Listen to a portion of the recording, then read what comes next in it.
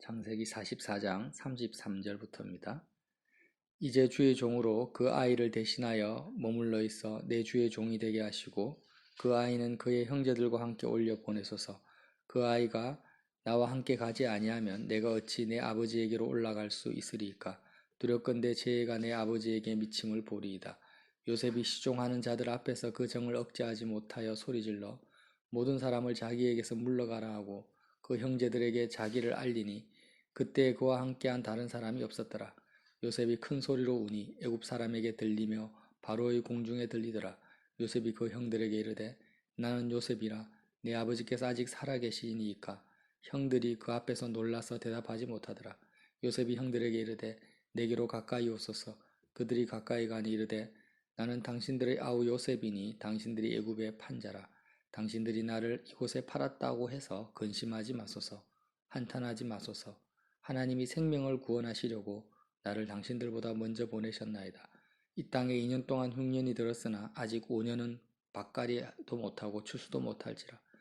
하나님이 큰 구원으로 당신들의 생명을 보존하고 당신들의 후손을 세상에 두시려고 나를 당신들보다 먼저 보내셨나니 그런즉 나를 이리로 보낸 이는 당신들이 아니요 하나님이시라. 하나님이 나를 바로에게 아버지로 삼으시고 그 온 집의 주로 삼으시며 애굽 온 땅의 통치자로 삼으셨나이다. 아멘. 창세기 43, 44, 45장은요.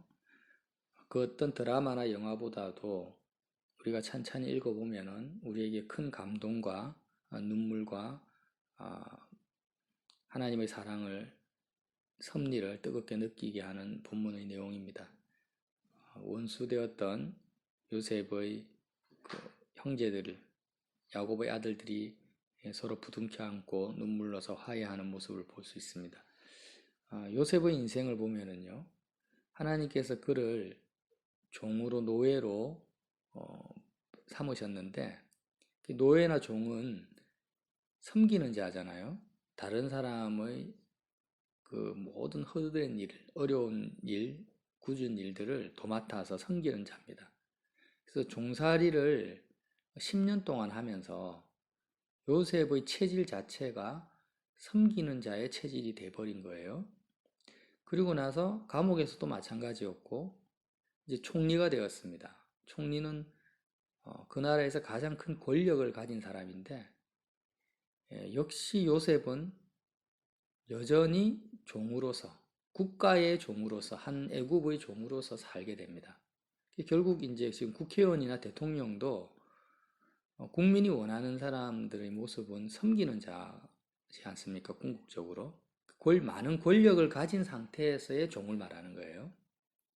그래서 요셉의 그 인생은요, 종으로 시작했다가 종으로 끝나는 거예요, 사실.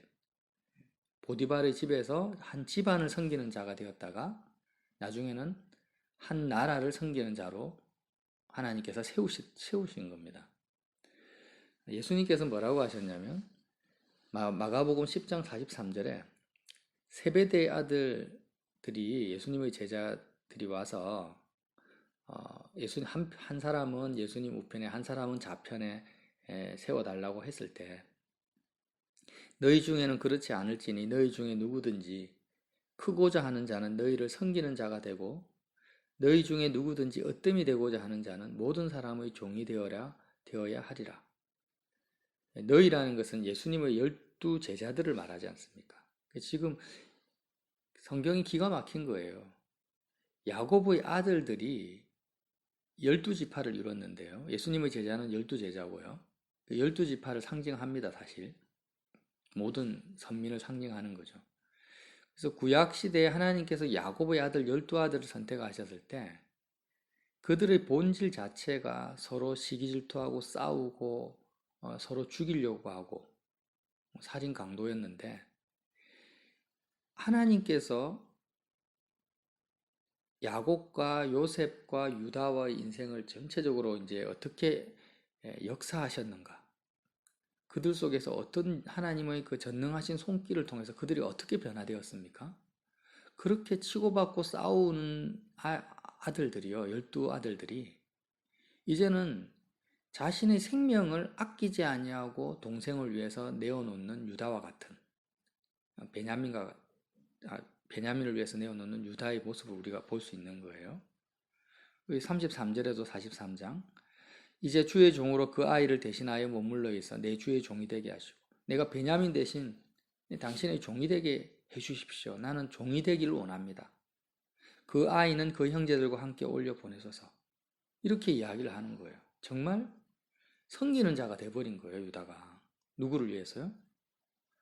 동생을 위해서. 그래서 주님께서 말씀하시죠. 인자가 온 것은 섬김을 받으려 함이 아니라 도리어 섬기려 하고 자기 목숨을 많은 사람의 대속물로 주려 함이니라. 야고보 12아들들이요. 정말 자기 목숨을 대속물로 주기 위해서 자기 자신을 섬기는 자로 내어놓는 것입니다. 종으로. 예수님의 제자들도 결국에는 이렇게 다 변화되지 않습니까? 결국 나도 마찬가지죠. 하나님 왜 나를 선택하시고 나를 부르셨는가? 그냥 나 혼자 내 인생 혼자 잘 먹고 잘 살기 위해서 부르신 게 아니라 정말 나도 변화되기 이전의 제자들의 모습이 나의 모습이고 야곱의 아들들의 모습이 내 모습이라는 거예요. 그런 나를 십자가 사건을 통해서 예수님을 보내주셔서 예수님과 동일한 나의 목숨조차도 아끼지 아니하고 많은 사람의 대속물로 주는 자가 되게 하시기 위해서 나를 선택하시고 부르셨다라는 사실입니다. 이것을 우리가 믿어야 됩니다. 이게 선민의 기준이라는 거예요. 그런데 그 누구도 우리가 성경을 봐서 알겠지만 야곱이든 유다든 요셉이든 할 거 없이 누구도 자기 스스로가 섬기는 자가 된 게 아니에요. 자기 의지적으로 내가 한번 섬겨봐야 되겠다. 그래 예수님처럼 한번 내가 내 목숨을 다른 사람의 대속물로 줘야 되겠다라고 애쓰고 노력한 데에서 된 게 아니라는 것을 알 수 있죠. 이거는 전적으로 전능하신 하나님의 역사하고 손길이고 은혜라는 것입니다. 우리도 그런 하나님의 역사하심과 은혜 속으로 우리가 들어가고 있는데 선택받아서 어떻게 되느냐라는 거죠. 어떻게 될 수 있는가? 결국 요셉은요. 요셉이든 유다든 어떤 사람이 되었습니까? 사람의 종이 된 사람이 아닙니다. 물론 사람의 영혼을 위해서 자기 목숨까지 아끼지 아니하고 내어주는 그런 믿음을 보여줬지만 요셉의 그 고백을 통해서 알 수 있는 것은 형제들에게 뭐라고 합니까? 당신들이 나를 이곳에 팔았다고 근심하지 마소서, 한탄하지 마소서. 하나님이 생명을 구원하시려고 나를 당신들보다 먼저 보내셨나이다. 자기의 형들이 요셉에게 행한 모든 그 수욕과 배신과 협박과 한은요, 요셉의 마음속에는 하나도 없습니다. 오직 하나님이 자신을 애굽에 보냈다고 하는 거죠. 실제로는 형이 자기를 팔았는데, 자기를 죽이려고 했는데, 형들에 대한 미움이나 형들의 그 죄악된 행위에 전혀 영향을 받지 않는 요셉의 모습을 볼 수 있어요. 전적으로 하나님이 자기를 애굽으로 보내셨는데 왜 보내셨냐? 형제들과 형제들의 가족들을 구원하시기 위해서 하나님의 구원을 위해서 당신들보다 먼저 나를 애굽으로 보내셨다라고 고백을 하고 있는 거예요. 이 고백이 얼마나 놀랍습니까? 모든 인생들의 죄악과 행위를 다 뛰어넘어 버리는 거죠. 결국 우리가 섬기는 자가 되려면은 어떻게 되냐?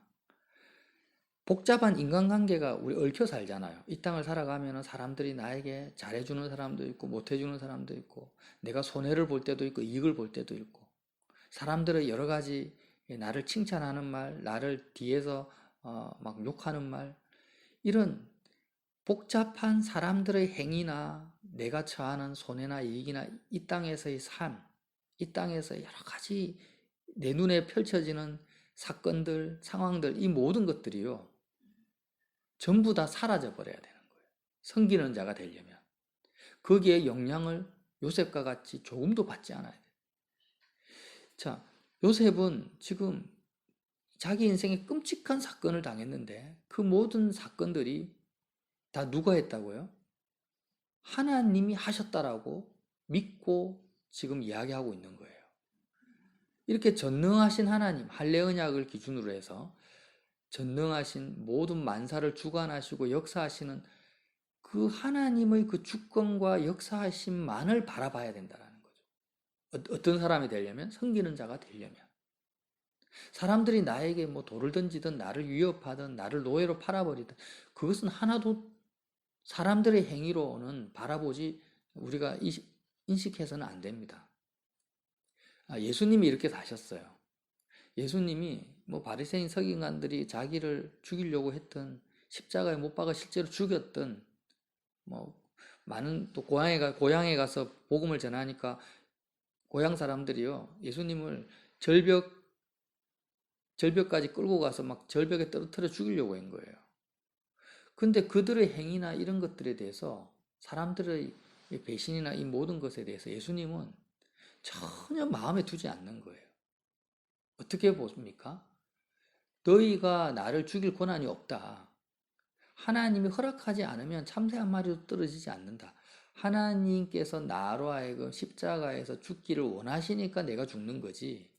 너희가 나를 죽이는 것이 아니다라고 선을 그어버리시는 것입니다. 빌라도 앞에서도 헤로도 왕 앞에서도 한마디도 하지 않으시는 거예요. 그냥 하나님의 뜻이 이루어지기만을 원하시는 거예요.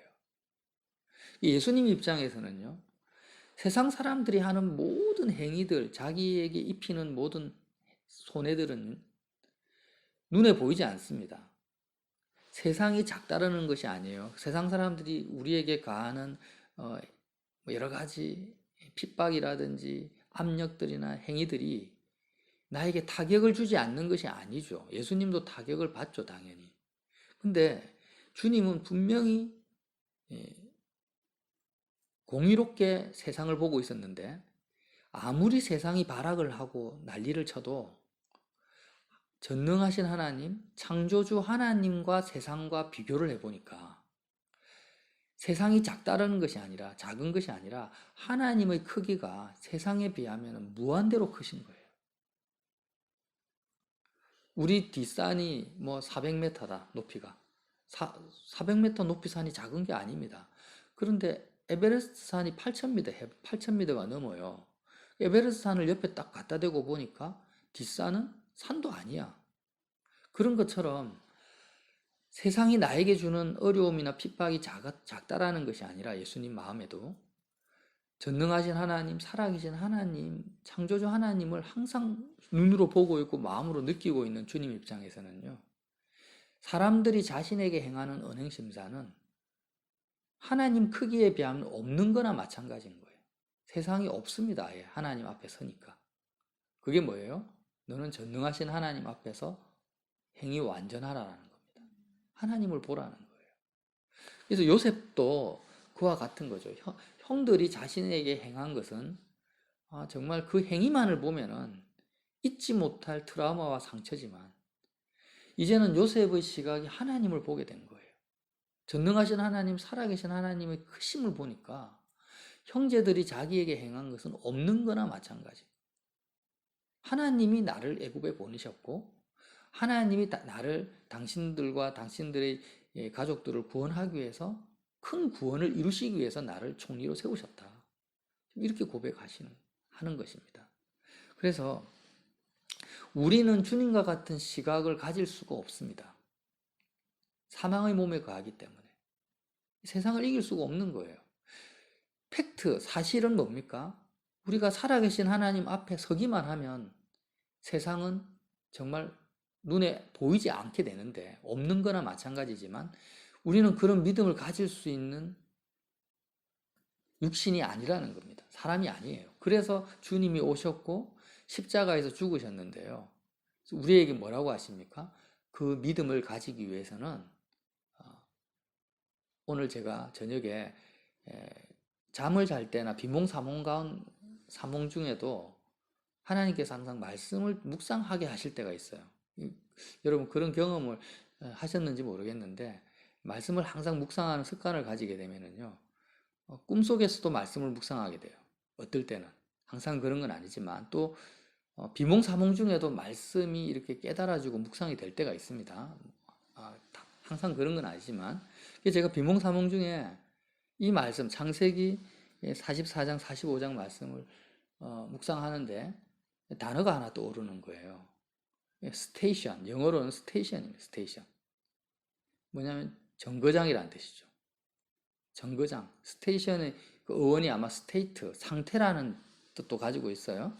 그러니까 우리의 상태가 항상 어디에 있어야 되느냐? 스테이션에 있어야 된다는 거예요. 정거장, 정류소. 기차가요, 옵니다. 기차가 오면 한 기차는 예를 들어서 우리가 부산역에 있다. 부산 스테이션에 있다고 생각해 봐요. 그러면 부산에서 광주로 가는, 순천으로 가는 기차를 탈 수도 있고 서울로 가는 기차를 탈 수도 있어요. 그러면 한 기차는 떠나보내고 다른 쪽에 기차를 탈 수 있는 그 교차점이 뭐냐면 스테이션이잖아요. 그래서 우리의 상태가, 스테이트가 항상 스테이션에 있어야 된다.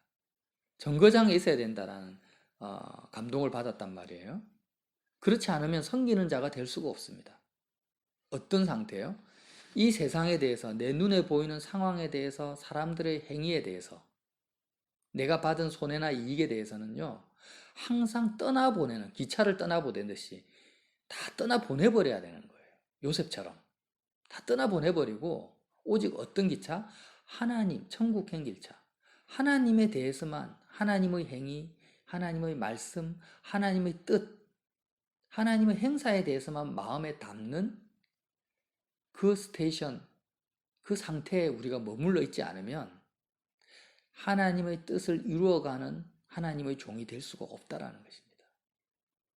그러면 그 정거장이 어디냐? 바로 예수님이죠. 부활하신 예수님입니다. 예수님이 지금 딱 중간 위치에 서 계신 거예요. 예수님이 부활하셨는데 제자들에게 나타나셨어요. 근데 제자들에게, 어리둥절한 제자들에게 뭐라고 하십니까? 내 손에 있는 못자국을 만져보고 내 옆구리에 있는 창자국을 만져보라는 거예요. 부활하신 예수님은 지금 이미 세상과는 상관이 없으신 분이죠. 헤롯과도 빌라도와도 이 땅의 죽음과도 상관이 없는 분이에요. 이제 영원한 세계 속에 들어오신 분입니다. 그런데 예수님은 여전히 손에는 못자국이 있고 옆구리에는 창자국이 있는 거예요. 동시에 어떤 십자가의 흔적이 있는 거죠. 이것을 만져보라는 거예요. 이 말이 뭐예요? 얘들아, 너희들이 지금, 내가 지금 스테이션이다. 내가 이 세상을 다 떠나보내요. 세상에 대해서 죽은 흔적이에요. 이 세상에 대해서 다 죽어버린 나, 그리고 오직 하나님에 대해서, 하나님의 나라에 대해서 살아있는 나, 이 두 가지의 이 정점에 서 있는 내 손에 있는 못자국을 만져보고 내 옆구리의 창자국을 만지면서 너의 마음이 이제는 나의 죽음에 참여라는 거죠. 요셉처럼 세상에 대해서 온전히 마음을 죽여버리라는 것입니다. 그 죽음에 참여하고 하나님에 대해서 부활한 예수님, 하나님에 대해서 살아있는 나의 마음에 동참하라는 거죠. 예수님이 스테이션입니다. 우리의 상태죠. 그래서 정말로 우리가요, 불교 고승이나 그 어떤 득도한 스님들도 도달할 수 없는 그 경지가 뭐냐면 요셉의 경지입니다. 이 세상에 대해서는 완전히 해탈해버린 거예요. 사람들이 자신에게 어떤 행위를 해도 거기에 대해서는 연연하지 않고 오직 하나님의 뜻만을 행하는, 그 뜻이 뭡니까? 자기의 목숨조차도 아끼지 아니하고 많은 사람들의 대속물로 내어주는 그리스도의 그 길을 가는 거죠. 이 우리 행위로 되는 것이 아닙니다. 뭐로 됩니까? 십자가의 능력과 공로로 되는 거예요. 그 십자가가 바로 십자가와 부활이 어떤 곳이냐? 스테이션이다. 정류소라는 겁니다. 우리의 마음이 항상 우리 마음의 상태가 머물러 있어야 될 장소죠. 거기에 우리의 마음이 머물러 있으면 지금 요셉과 같은 고백을 할 수 있고 유다와 같은 고백이 저절로 나와진다라는 거죠. 우리 의지로 되는 것이 아니라. 그래서 항상 우리는 이 땅을 살아가게 하시는 이유는 섬기는 자가 되게 하시려고, 12지파를 선택하신 것처럼 12제자를 선택하신 것처럼 우리를 선택하셨는데, 나를 선택하셨는데 오늘 하루도 너가 하나님의 종이 되어서 하나님 아버지의 뜻을 이루는 섬기는 자가 되어라. 그러려면은 어떻게 해야 됩니까? 나에게로 오라는 겁니다. 주님이 와서 내 손에 못자국을 만지고 내 옆구리에 창자국을 만져라. 그런데 그 주님은 어떤 주님요? 부활하신 주님인 거예요. 이미 세상과 상관이 없으신 주님이에요. 그러면 어떻게 될까요?